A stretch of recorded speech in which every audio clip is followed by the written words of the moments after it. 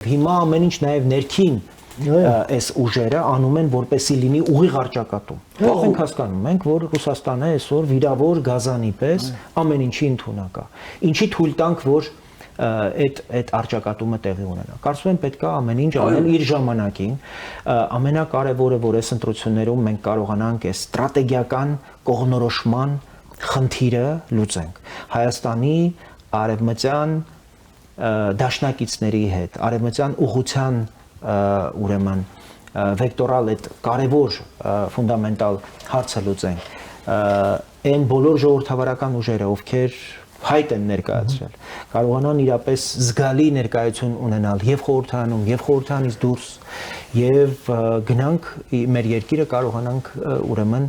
այս ռուսական ճիրաններից, ռուսական ակսանից, այո, կարողանանք մեր երկիրը դուրս բերել։ Դա հնարավոր է, եթե մեր ժողովուրդը հունիսի 7-ին ճիշտ ընտրություն կատարի։ Այո։ Այս բոլորին կարելի այո շատ մեծ ջղայնությամբ, նյարդերով արձագանքել։ Բայց կարելի է նաև այդ օրը գնալ ուղակի քվեարկել եւ դա կլինի համարժեք շատ համարժեք քայլ